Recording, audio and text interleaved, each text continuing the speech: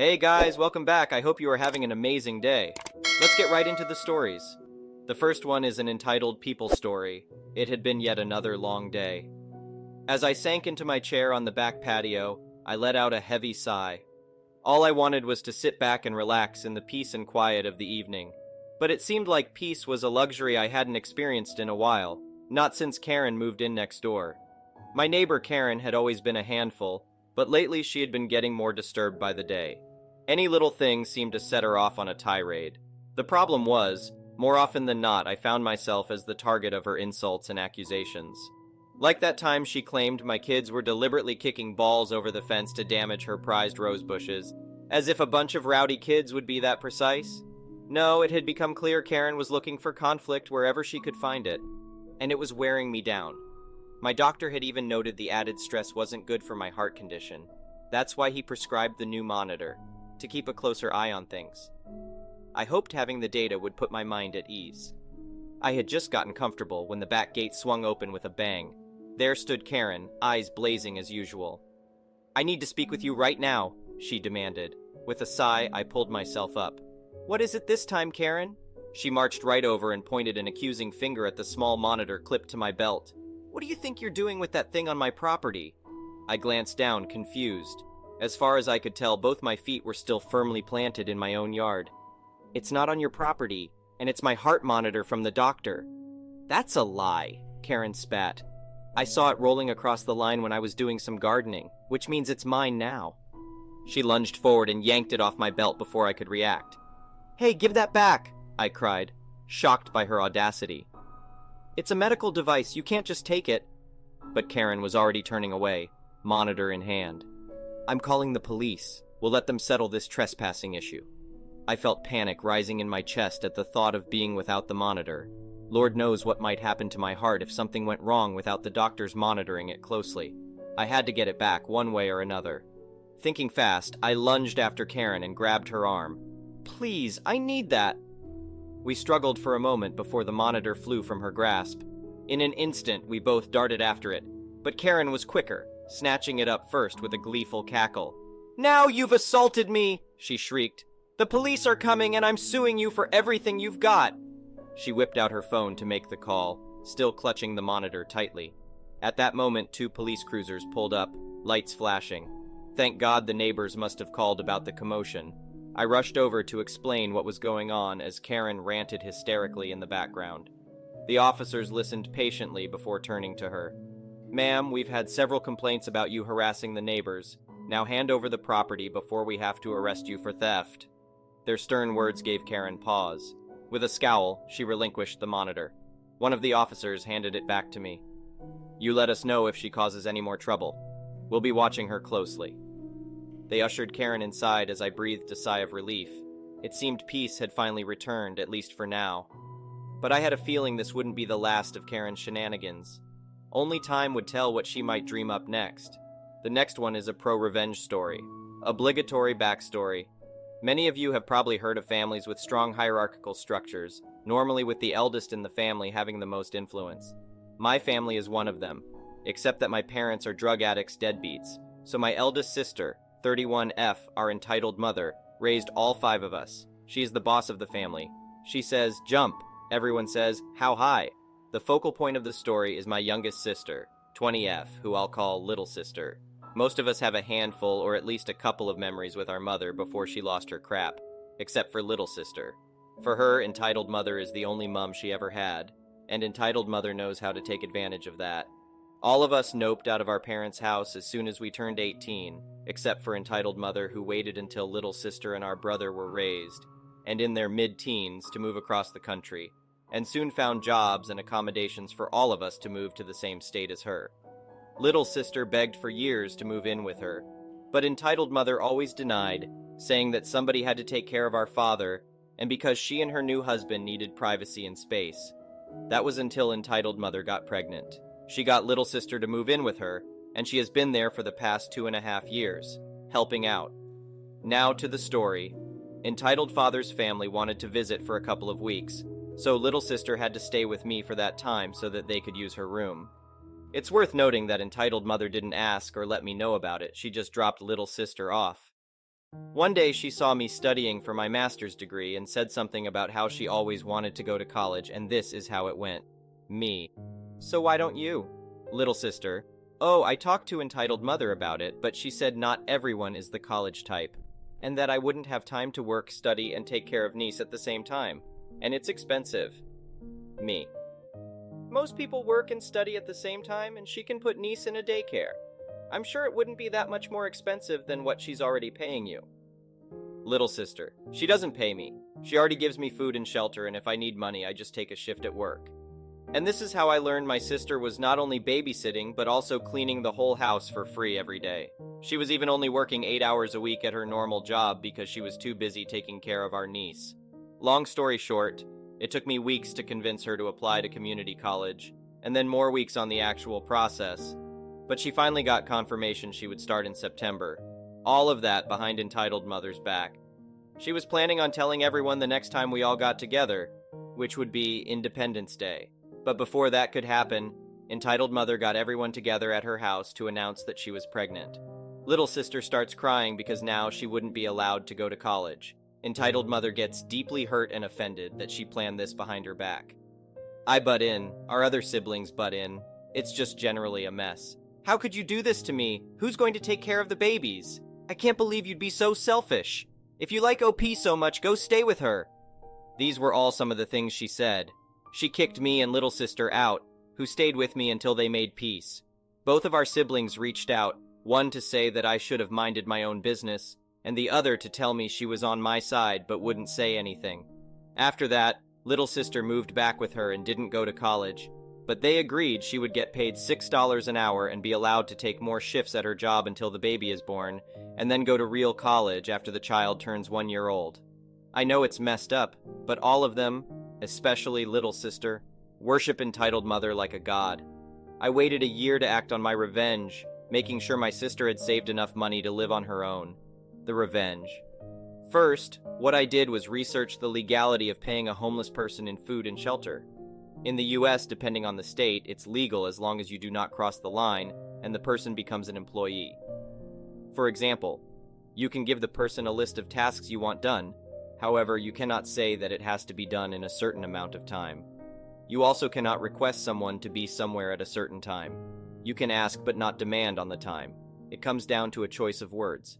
Also, you have to comply with rental laws. If your local laws say that you must give 30 days notice to a tenant, then you must give 30 days notice to this person as well.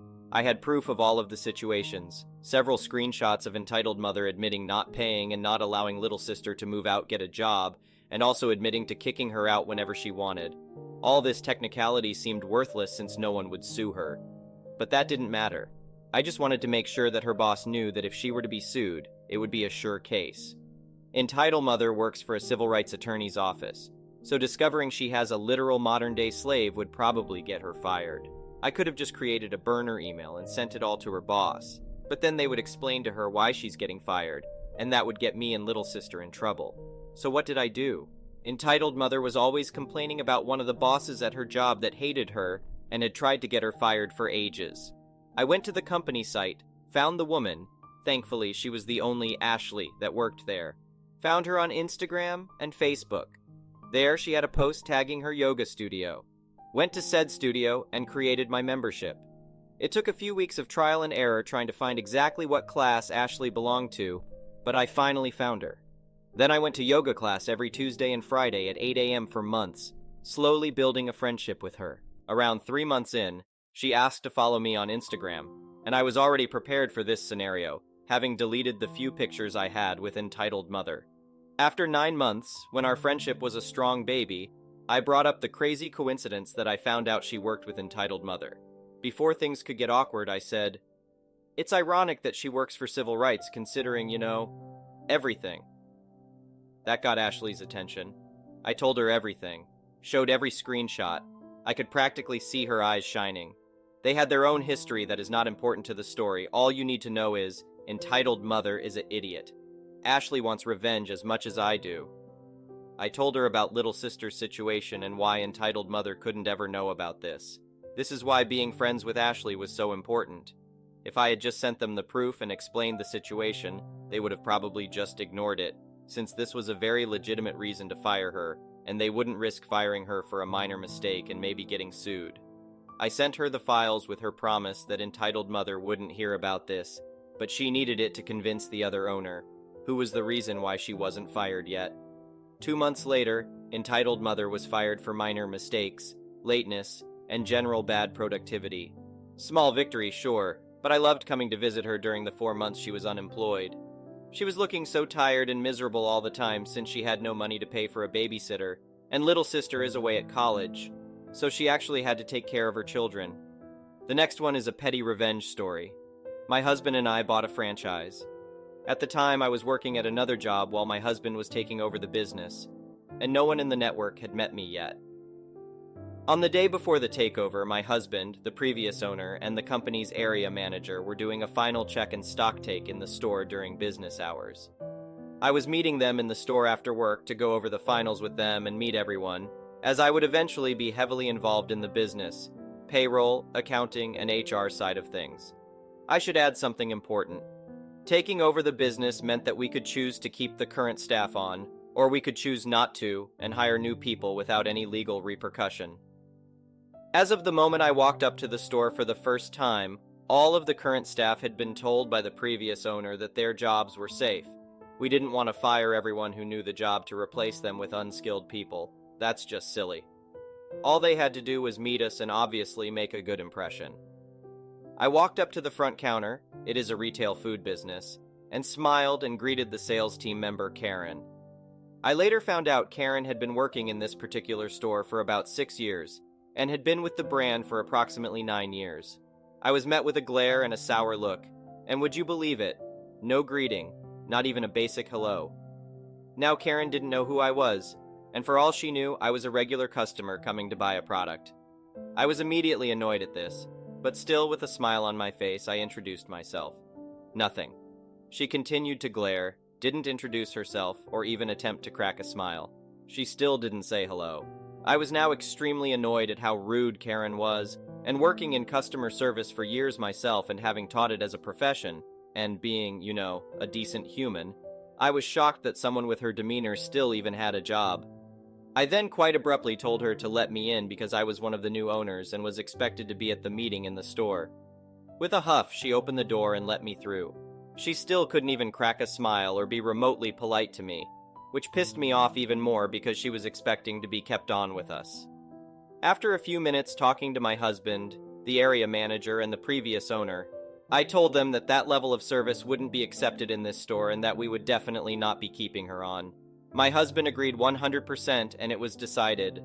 On my way out and as the store was closing, I said goodbye to good old Karen and casually dropped in, "It was lovely to meet you today, Karen. However, we won't be keeping you on at this store, so please ensure you take all of your belongings when you leave. Have a great night." Karen was visibly shocked, and the joy of watching her face drop, realizing she no longer had a job, was blissful. My husband stayed until after closing to make sure Karen didn't do or take anything she shouldn't, and I skipped merrily back to my car. Enjoy unemployment, Karen. The next one is a malicious compliance story. I work at a hotel. I'm on the graveyard shift, and we have a continental breakfast from 6, 9, and my shift ends at 7, so I'm in charge of setting up the breakfast. It's not a big deal. It's a smallish hotel and a small breakfast, but we do have waffles and a couple of waffle makers. Basically, guests come in, they get their batter out of a dispenser and make their waffles, so they're fresh and hot. We have 2 seasons where I live, winter and construction season, and we get work crews that stay at the hotel on the boss's dime, and then go out for whatever job they're working on. We very frequently get this one crew of guys. They're great guys, they're polite, and they don't leave the breakfast room a mess, but their shifts start super early in the morning. We also get hunters who are in and out before 6, so I usually have everything set up by 5:30 for them. I say usually because I'm only human. Sometimes I'm running late, it happens, but I'm never more than 5 minutes after 6. The workers and the hunters are super chill about it, they get it, and they don't complain about waiting a couple of extra minutes. I also feel the need to add that the foreman is amongst them, so he's eating when they are. So one day I'm running a little late.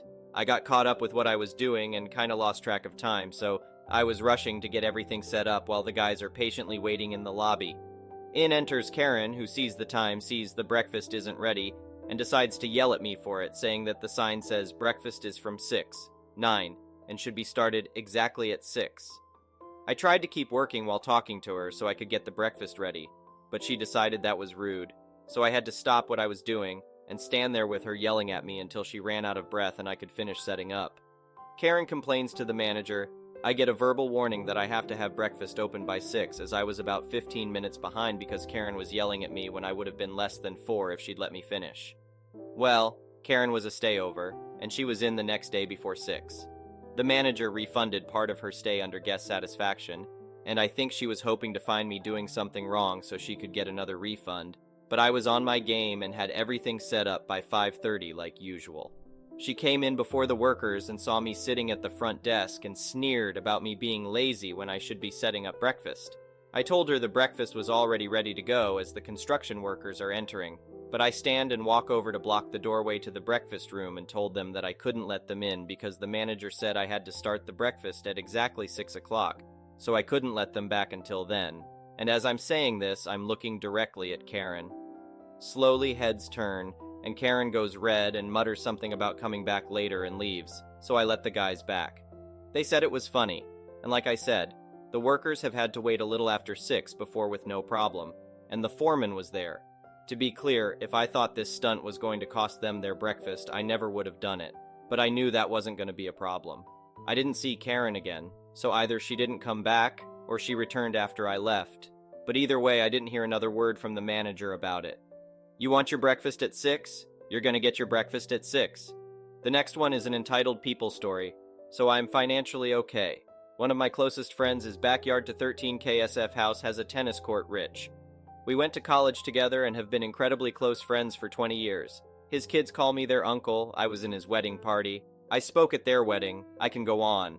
It's important to note we were also broke together. As broke as 2 kids at a private university not taking out loans could be. Mom and Dad paid the tuition. Beer money was on us. Here's the issue. He took up golf. I've played for years and will play at the local courses and spend up on bucket list trips. Pebble Beach, Streamsong, Ireland. He joined a nice country club. Whenever I text him to play golf, he always says, meet at my club. After 5 or 6 times, I told him that between guest fees, $200, and caddies, $120, it's a little pricey and to let me find a nice course to play that doesn't hit me so hard. We try to play 2 times a week, so you can see how that adds up. For reference, I would end up at a course that's about $70. His issue is he can't always make a tee time. His club is first come first serve, which works given his profession. He just can't always make it to tee times. So it's basically his club or bust. He also laughed at me and said, don't be weird. I always offered. He just picks up the tab every time, never complains. I gave up offering to pay because it felt like Groundhog Day. He asked me for little favors, I think to make me feel good, like, hey, on your way to the house, can you pick up takeout? Or grab the kids from practice, etc. Now though, whenever I text him to play golf, it's become a given. His club, his treat. I found out from his wife he was going club shopping, so I got him a gift card for a putter. A Scotty Cameron is $500, so it did cost me a real number by my standards. The math isn't even close to fair. I feel like I'm inviting myself to his club, his treat, when all I want is to kick it with my buddy. I would play the $12 Muni with him. Is this sense of entitlement in my head? How do I make sure he never ever gets that impression? If y'all were him, would you wonder why I stopped offering to pay? It's literally because this has gotten us nowhere and having the same convo over and over is annoying. I am a neurotic mess in general. Is this something to add to it? Update. I went to his house to hang out yesterday, and after a few hours, I was leaving to go home, and he mentioned playing golf. So I said, hey, can we talk about that? I opened with something like, dude, I would play the dog track with you. Any chance we can go somewhere else? He asked why, and I said something like, you keep spending $500 to hang out with me, and it eats at me. The mood shifted to serious, and we chatted. A long trip down memory lane. A lot of remember when. He hit on a couple of things that were touched on here. 1, relationship with his kids. After golf, we almost always do something with the kids. If we play 45 minutes from his house and not 10 minutes, we can't do that anymore. 2, a long history that didn't keep score. 3, the general, it's our money, we'll spend it how we want attitude he and his wife have earned. He also understood that this isn't like before where who pays doesn't matter because it would always work out. The income disparity here is pretty permanent. and the rest of our lives can't be this way. He said he gets it, but he won't budge on the golf because convenience for him is the only way he can even play. Again, that he can't ever commit to a precise time to show up is a fact, not an excuse, and everyone in his life just accepts it. He said he'll let me win the credit card fight a little more in general when it's just us, but still wants to pay even if I won't let him. But if we're double dating, split every time. He said that made sense to him. We agreed the kids didn't need to see Daddy paying for their uncle all the time, so we agreed no more dessert in the restaurant. We'll always go somewhere else, and I'll always pay for everyone's dessert.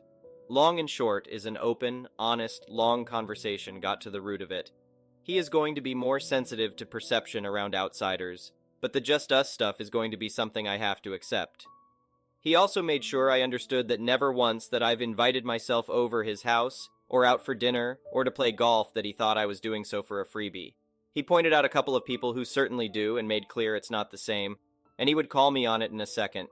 That was comforting. Thank you for watching. I would really appreciate it if you could like the video and subscribe to our channel if you haven't already. We'll see you again tomorrow.